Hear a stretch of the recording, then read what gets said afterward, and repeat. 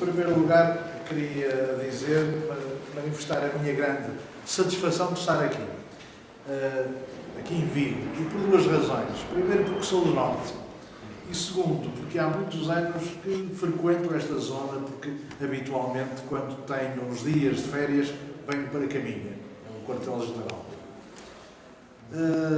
E depois pensei o que é que poderia dizer e acho que entendi que não era dizer nada de muito profundo, muito teórico, porque o 25 de Abril continua lá fora, mas é para fazer. E, portanto, dar-vos uma ideia, começar de uma maneira que muitas vezes começam as conversas em Portugal. Onde estavas no 25 de Abril? Eu sei onde estava no 25 de Abril. Eu estava a cumprir serviço militar numa altura em que havia guerra colonial. E tive a felicidade de estar num sítio que era um serviço dentro do Exército. Um serviço psicotécnico, bem diferente. Mas onde tive a oportunidade de perceber, antes de 25 de Abril, que o que estava a correr cheio de contradições. No sítio onde eu estava, tive a felicidade de falar com os fascistas e com os progressistas do movimento dos capitães. De falar diretamente. Por duas razões, e é simples de explicar. Os meus colegas militares, contrariados, para dar uma ideia, por causa da guerra colonial, os jovens iam de 3 anos e 3 meses, 39 meses, para serviço militar, contrariados. A guerra não era deles, e, portanto, mas tinham que ir. E, portanto, no sítio onde eu estava, lidava com os fascistas, porque era considerado lá, os meus colegas jovens, milicianos, por exemplo, diziam que eu era o adjunto do diretor para as relações com o exterior. O que é que eu fazia? Processava as cunhas que entravam da gente, dos detentores do capital, que não queriam que os filhos fossem para a guerra colonial como atiradores, que é óbvio, não é? Lá estariam os outros para tratar disso. E, portanto, eu posso-vos dizer que em cada 3 em 3 meses eu processava 300 cunhas. Portanto, era a minha atividade. Portanto, tinha de lidar com eles, falar com eles, numa atividade que era considerada à margem da lei, porque aquela informação era confidencial. Mas era confidencial, mas dava-se para esses, dava-se sem problema. Ao mesmo tempo, tive a oportunidade de lidar com um conjunto de milicianos que se selecionavam naturalmente. Selecionavam-se naturalmente, escolhiam-se, elas atribuíam a especialidade. Portanto, selecionavam-se por afinidades. Eu só vim a perceber isso depois do 25 de Abril. Muito concretamente, na primeira festa do Avante, quando eu fui encontrar os meus colegas militares na festa do Avante, porque havia conversas que não se faziam dentro do serviço militar. E, portanto, esse é um aspecto. Tive também a oportunidade de trabalhar de forma direta com uma das pessoas que ficaram célebres no processo de 25 de Abril por conta do movimento das Forças Armadas. O Tenente-Coronel Fabião, na altura, Carlos Fabião, era meu chefe direto. Uma pessoa excepcional do ponto de vista humano, culto, uma pessoa fabulosa.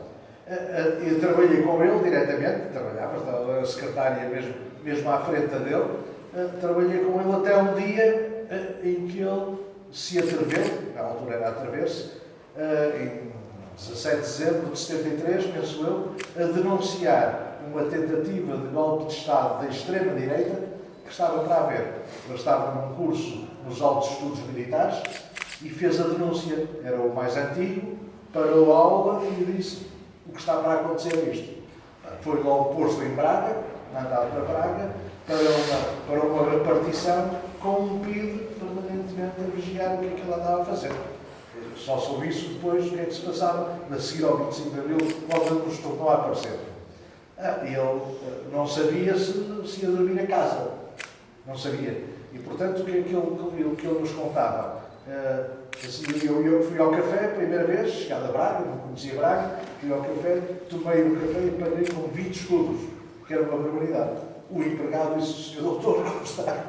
Ficou conhecido nesses e nos outros sítios por onde ia passando e sabia-se que eu estava lá. Portanto, tive a oportunidade de trabalhar com isso. tive oportunidade de, isto em dezembro de 73, e de ver, portanto, o resultado da denúncia que ele fez da tentativa de golpe de Estado da extrema-direita. Tive a oportunidade de ver o que é que aconteceu nas Caldas da Rainha em março de 74, porque, exatamente nesse trabalho de seleção de especialidades, eu cheguei às Caldas da Rainha no dia, um dia ou 2 dias depois. Era um quartel completamente cheio de militares e não havia chefias. Todos eles tinham ido presos, exceto um que toda a gente percebeu e o tratou como tal, que era o elemento da PIDE. Era o único oficial que havia dentro do quartel. Todos os outros tinham ido presos. E, portanto, tive oportunidade de ver isso. Tive oportunidade depois de ver o que é que foi a explosão que se deu das massas populares no 25 de Abril e as implicações que isso teve no dia-a-dia, inclusive lá naquela vida muito particular, da vida militar, não é? Por exemplo, com o diretor com ligações à PIDE, que dizia, anda, toda a gente alegre, toda a gente, tudo amigo, tudo... Mas dá a ideia que às vezes desconfiam uns dos outros. Mas já se sentia que ia ser descoberta a sua ligação à PIDE, não é? Tive oportunidade também de ver e recordo-me isso mais frequentemente do que gostava, de ver um dos opinion makers, das pessoas que aparecem na televisão portuguesa com opiniões da extrema-direita, um desses personagens, que aparece a dar opinião hoje na televisão, que passou por lá também, exatamente para meter uma cunha, mas esse era ligeiramente diferente.